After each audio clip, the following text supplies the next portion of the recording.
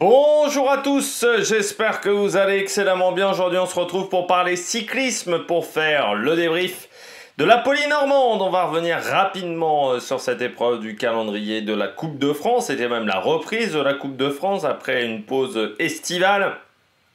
Et on enchaîne sur la dernière partie de saison de la Coupe de France avec deux courses en septembre et le Tour de Vendée qui clôturera cette année 2025. On fera un point sur les différents classements, même dans la deuxième partie de vidéo. Allez, n'hésitez pas à vous abonner à la chaîne, à réagir dans les commentaires, à mettre un pouce bleu, à partager la vidéo sur les réseaux sociaux, notamment auprès de vos proches. Si vous pensez que ça peut les intéresser dans les commentaires, n'hésitez pas à me dire qui vous a plu, qui vous a déçu. Quand vous vous abonnez à la chaîne, vous pouvez rajouter la petite cloche, comme ça vous êtes au courant des dernières vidéos qui viennent de sortir. Si vous avez les moyens et que vous voulez soutenir mon travail, vous pouvez faire un super fan. Vous pouvez également sur votre téléphone portable booster cette vidéo si vous en avez envie et qu'elle vous plaît. Et puis, on commence tout de suite avec cette Poly-Normande. Alors, cette Poly-Normande, elle avait un double intérêt. Déjà parce que c'est un parcours qui est toujours technique, difficile. C'est toujours une course qui est très ouverte, la Poly-Normande. Alors, c'est pas la course que j'ai le plus vue, parce que c'est vrai qu'elle est située à une période où souvent, des fois, je fais une petite pause au niveau du cyclisme pour attaquer la dernière partie de saison. Donc, c'est vrai que la Poly-Normande, elle a un emplacement qui n'est pas simple. Août. Cette première quinzaine d'août, je le ressens au niveau des vidéos par exemple du Tour de Danemark, qui n'ont pas fait des audiences faramineuses. Beaucoup de gens ont besoin de se reposer avant la Vuelta, avant d'attaquer la dernière partie de saison également avec les classiques canadiennes. Et le mois d'août est extrêmement dense. C'est-à-dire qu'il y a beaucoup de terrains de course. La semaine dernière, il y avait Danemark, il y avait République tchèque. Cette semaine, il va y avoir René Witour. On va avoir également la Vuelta, le Tour du Limousin.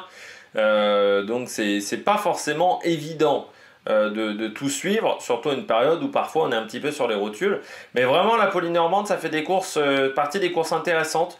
On a souvent eu des vainqueurs, je dirais pas surprise, mais des vainqueurs un peu surprenants de coureurs qui sortaient d'un Tour de France, qui avaient été plutôt réussis et continuaient sur leur lancée sur cette Poly-Normande, ou des coureurs qui, après avoir fait un Tour de France intéressant, se découvraient avec cette victoire sur la Poly-Normande.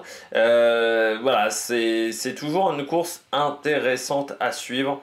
Et c'est vrai que l'an dernier, bon, elle était au moment des Jeux et des Paralympiques, donc c'était un petit peu compliqué d'aller la voir. Mais c'est voilà, le parcours avec cette côte du côté de Saint-Martin de Landelle. C'est pas très dur, on va dire en soi, mais comme on répète la côte à de très très nombreuses reprises, que le parcours a quasiment pas d'endroit d'ombre également, donc c'est vrai qu'au mois d'août il peut faire chaud, c'est une fournaise vraiment à cet endroit-là, enfin dès qu'il commence à faire un petit peu chaud, comme il y a très peu d'ombre, ça peut faire vraiment très vite fournaise, et puis oui c'est vraiment une course intéressante pour la regarder. Il y avait un deuxième intérêt de voir la Poly-Normande, c'était le grand retour de Daniel Manjas. Aussi, Daniel Manjas qui n'était pas en ce début de saison, hein. Il a fait un AVC l'automne dernier, un AVC assez important, hein, parce que il avait perdu la parole, donc il a fallu retravailler pour récupérer l'usage de la parole. Ça a mis beaucoup de temps, enfin ça a mis beaucoup de temps, ça a été un gros travail. Surtout que Daniel Manjas n'a pas non plus 25 ans, hein, donc forcément ça n'a pas été simple. Et il s'était donné comme objectif la Poly-Normande. Eh bien, objectif qu'il a rempli. Il nous a fait un petit peu comme Mathieu Lartaud, quand il s'était fait amputer, qui avait tout fait pour être présent sur le premier match de l'équipe de France. Sur ce match d'ouverture de la Coupe du Monde de rugby. Ça a été un petit peu pareil, voilà, du côté de Daniel Manjas, qui était de retour sur cette Poly-Normande. Et voilà, je voulais souhaiter, parce que Daniel Manjas, ça fait partie du patrimoine français au niveau du cyclisme.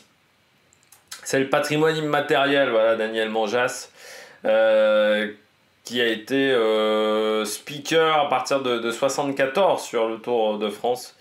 Et c'est vrai que toujours là, hein, sur les épreuves, alors c'est vrai que parfois on aimerait qu'il passe la main, qu'il laisse un peu la place aux jeunes, voilà, du côté de Daniel Manjas, mais ça fait partie également des traditions du cyclisme, c'est-à-dire une course de Coupe de France sans Daniel Manjas comme speaker, bah ça n'a pas vraiment l'attrait habituel, voilà.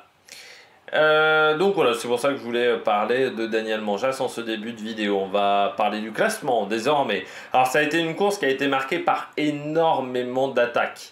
C'est même, je me suis dit heureusement que je ne devais pas faire un résumé. C'était prévu dès le départ que je fasse pas de résumé de cette Polynormande parce que il y a eu des attaques absolument tout le temps, comme d'habitude, hein, j'ai envie de dire. Déjà, c'est une épreuve de Coupe de France. Savoir que les épreuves de Coupe de France, on a beaucoup d'attaques, mais encore plus sur la Polynormande parce que je pense que l'emplacement dans le calendrier et le parcours font que ça donne envie à beaucoup de coureurs de tenter leur chance. Et à ce petit jeu-là, la Décathlon a tout le temps eu un temps d'avance. C'est-à-dire que la Décathlon n'a jamais été inquiétée sur l'épreuve. C'est toujours eux qui ont inquiété leurs adversaires.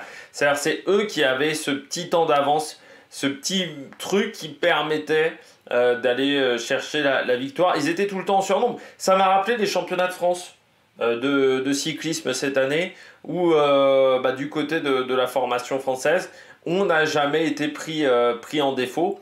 Et c'est ça qui démontre que la Décathlon est désormais, pour moi, la première équipe française d'ores et déjà au niveau des résultats, mais par rapport à la Groupama FDJ, c'est que sur ces manches de Coupe de France, même avec une équipe B, ils arrivent à avoir des bons résultats et ils arrivent surtout à ne jamais être inquiétés, comme la Groupama à une époque, hein, c'est vrai, qui avait complètement fracassé AG2R sur les Coupes de France. À une époque, c'était la Bouygues Télécom qui était très forte sur les Coupes de France. Aujourd'hui, c'est vraiment la Décathlon qui a cette maîtrise sur ces épreuves-là. Et c'est vrai que la victoire est méritée parce qu'en fait, ils ont toujours été en surnombre. Tu regardes dans le top 10, ils ont déjà 3. Donc voilà, ils ont toujours été au-dessus. Et notamment dans le final où Nicolas Prodhomme a été très fort. Très fort Nicolas Prodhomme parce que pendant très longtemps, il avait 15 secondes, 20 secondes d'avance. Mais il a écœuré ses adversaires aujourd'hui. Donc c'est vraiment un très très bon résultat de la part de Nicolas Prodhomme qui peut être vraiment satisfait de ce qu'il a réalisé comme résultat. Et puis 6e victoire de la saison après un Tour de l'Ain où certes il a été battu par Kanoï Brooks mais il était en grande forme. Bon bah voilà, hein, il est sur une très très grande saison. En fait, il pouvait déjà avoir ce résultat-là, Nicolas Prodhomme, avant. Parce que Nicolas Prodhomme, c'était déjà un coureur qui avait des grandes qualités. Mais il n'arrivait pas à mettre la balle au fond, Nicolas Prodhomme. Très souvent. Alors, soit parce que sur beaucoup de courses, il avait un travail d'équipier, de lieutenant numéro 1, et il ne pouvait pas jouer sa carte sur ces épreuves-là. Soit parce que il était dans un... Enfin, soit dans les échappées, il faisait des erreurs stratégiques. Là, il a parfaitement couru, mais parce que maintenant, il est totalement en place. C'est là où on voit que le travail qu'a fait Paul Sexas sur le Tour des Alpes, où il lui a donné la victoire, ça a été vraiment une vraie aide pour Prudhomme pour débloquer quelque chose dans sa tête. Pour plus simplement être le simple équipier, le simple grégario. Non, désormais, c'est un coureur qui s'est gagné, Nicolas Prodhomme. Il lui manquait cette victoire et Paul Sexas a bien fait de lui donner parce que je pense que la Décathlon qui, dans la voiture, ne voulait pas qu'il offre cette victoire à Nicolas Prodhomme, eh bien, aurait peut-être pas eu 6 victoires et 5 victoires en plus, surtout à la fin de la saison, par Nicolas Prodhomme. Ça montre aussi que parfois le mental joue quand même sur la capacité à aller chercher des résultats, notamment cette confiance qui est très importante dans le sport. Et puis ça démontre aussi que tout le monde n'est pas Remco Evenepoel, n'est pas Pogacar. C'est-à-dire que tout le monde ne montre pas son talent à 19 ou 20 ans. Parfois, il faut un petit peu plus de temps. Et Nicolas Prodhomme a démontré cela parfaitement bien sur cette Polynormande. On passe aux places d'honneur sur cette Polynormande. Deuxième place donc de Sandy Dujardin. On a pas mal vu quand même les Total Energy sont ratés à un moment. C'est-à-dire qu'ils vers 50, soit... Ouais, j'ai une cinquantaine de kilomètres de l'arrivée, on les voit un peu moins. Mais sinon, ça a été une équipe quand même assez active sur cette Polynormande. On sent qu'ils avaient un peu coché cette épreuve. Bon, déjà, quand on voit la sélection au départ, on prend Janière, on prend Dujardin.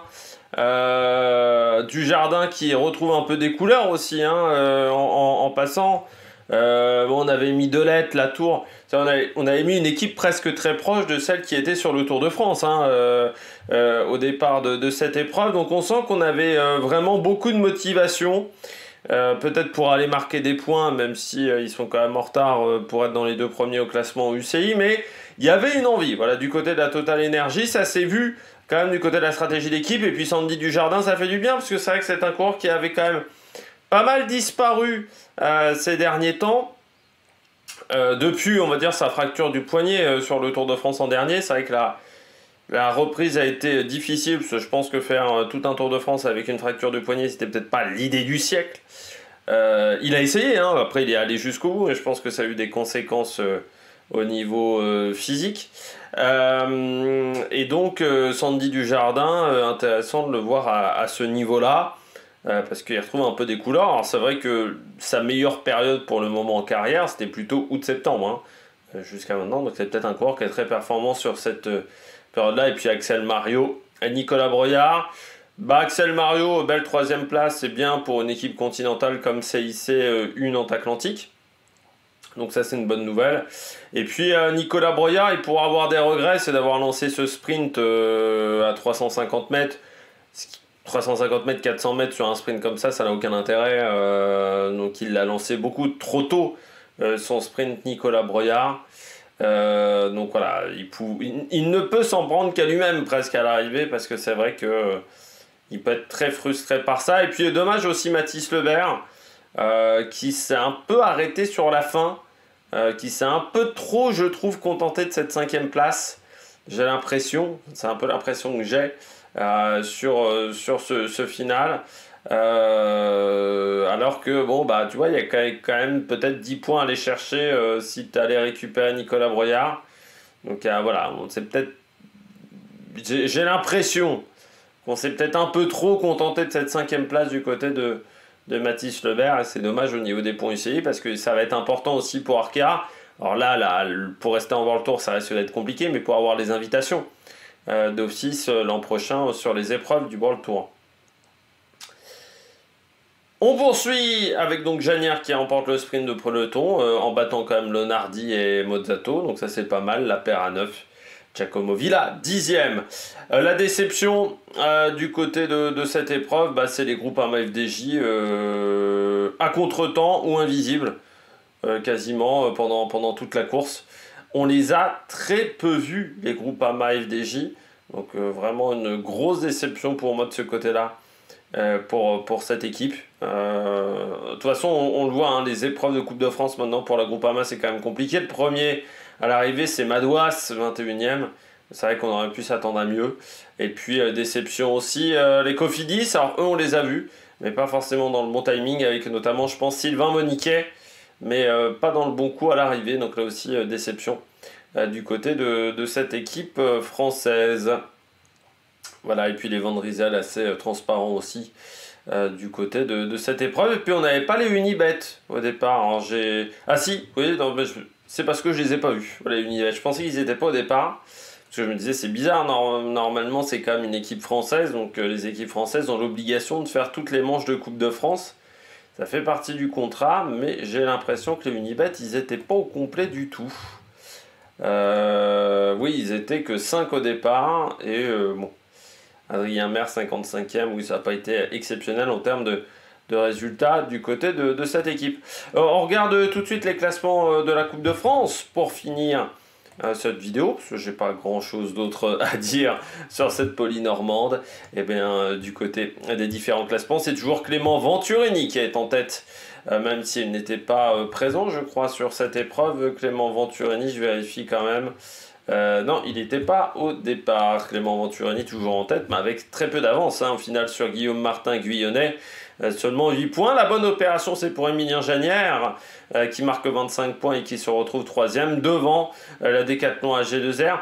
C'est vrai que c'est Dommage du côté de la Décathlon AG2R parce que c'est une équipe qui a tendance à obtenir des résultats seulement, enfin par des coureurs différents, donc c'est pas l'idéal pour le classement de la Coupe de France. Donc Tronchon 4 devant Cosnefroy 5, Christian Rodriguez 6 devant Lewis Husky, et José Manuel Diaz, toujours 8ème devant Clément Berthet et Sandy Dujardin. On passe au classement des jeunes, c'est Brieux-Roland qui est toujours en tête devant Maisonneuve, Coulset et Fradheim, voilà, avec Vlad van Mechelen. Là sur cette épreuve, c'est Arthur Proguin de la Tudor qui a été le premier jeune à l'arrivée de la Polynormande. Du côté du classement du meilleur grimpeur, c'est toujours Guillaume Martin Guyonnet qui est en tête. Ce classement n'a pas évolué. Devant Christian Rodriguez et José Manuel Diaz. Et du côté du meilleur sprinter, c'est Venturini devant Genière. Mais là, vous voyez que l'écart est assez proche. Tronchon, Cosnefroy, elles sont pas très loin derrière. On termine avec le classement général par équipe. La Groupama marque 5 points, mais c'est quand même pas extraordinaire. Derrière, on a la Unibet qui n'a marqué qu'un point. Arkea revient, comme la Cofidis, et la Décathlon est assez loin au final, et pourtant c'est une équipe qui est plutôt assez performante. La Saint-Michel est première équipe continentale devant la CIC, la Van Rysel et la Nice Métropole, mais il faut savoir qu'on prend en compte, je rappelle, les résultats des 3 premiers de chaque équipe, ce qui a permis donc à la Total Energy de s'imposer sur cette Polynormande au niveau du classement par équipe. Eh bien, j'espère que vous avez aimé cette vidéo. N'hésitez pas à vous abonner à la chaîne, à réagir dans les commentaires, à mettre un pouce bleu.